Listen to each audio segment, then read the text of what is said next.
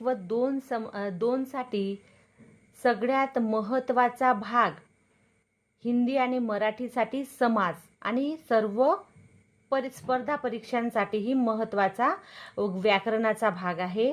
आता समास म्हणजे काय? शब्दांची काटकसर करून एकच शब्द किंवा जोड शब्द तयार करण्याच्या प्रकारास समास म्हणतात. व्याख्या येऊ शकते.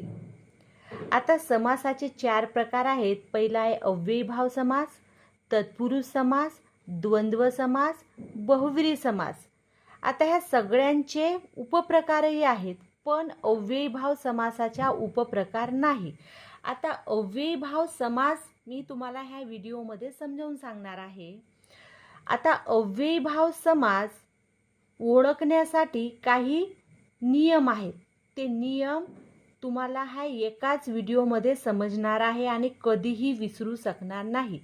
अव्ययीभाव समास म्हणजे या समासातील पहिले पद अव्यय असते, महत्त्वाचे असते आणि सामासिक शब्दाचा वापर क्रियाविशेषणासारखा केला जातो.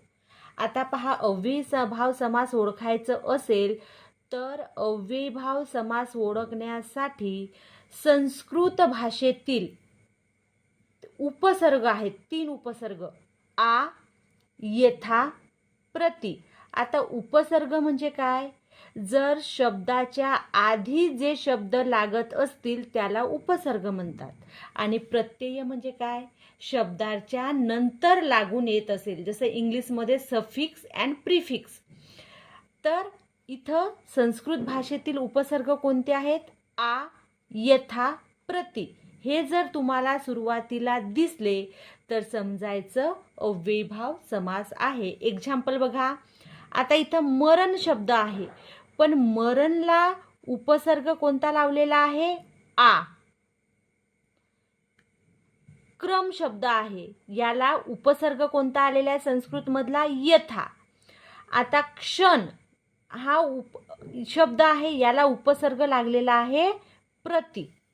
तर हे असे तुम्हाला संस्कृतमधले 3 उपसर्ग जर दिसत असतील तर तो आहे अव्ययीभाव समास. पहिला नियम संपला. दुसरा नियम, जर फारसी भाषेतील उपसर्ग येत असतील, जसं कोणते उपसर्ग? बे, दर, बेला, गैर, बिन, हर, बर. हे पाठच करायचे आहे. आणि ह्या शब्दाने, फारसी भाषेतील शब्दाने जर एखाद्या शब्दाची सुरुवात होत असेल तर तो आहे अव्ययीभाव समास. जसं इथं आलेला आहे फारसी शब्द दरसाल, उपसर्ग लागलेला आहे. इथं बेशक, बेमालूम, बिनशर्त हे उपसर्ग लागलेले आहेत. याच्यामधूनच हे फारसी उपसर्ग घेतलेले आहेत.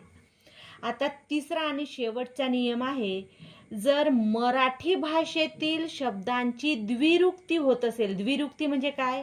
दोनदा येणे, पुन्हा पुन्हा येणे. तर आणि ते द्विरुक्ती होऊन शब्द तयार होत असेल तेव्हा अव्ययीभाव समास होतो. एक्झाम्पल, घरी म्हटलं तरी आपल्याला समजलेलं आहे, पण घरो म्हणजे काय? घरोचाच अर्थ घरी, म्हणजे पुन्हा पुन्हा आलेला आहे, घरोघरी. आता वारंवार, पानोपानी म्हणजे प्रत्येक पानावर, गल्लोगल्ली प्रत्येक गल्लीत, दारोदारी प्रत्येक दारोदारीत. म्हणजे हे मराठी जे शब्द आहेत त्याची द्विरुक्ती झाली आहे, दोनदा लिहिण्यात आलेला आहे, तेव्हा अव्ययीभाव समास होतो. मला वाटते तुम्हाला अव्ययीभाव समास चांगल्या प्रकारे समजलेला असेल.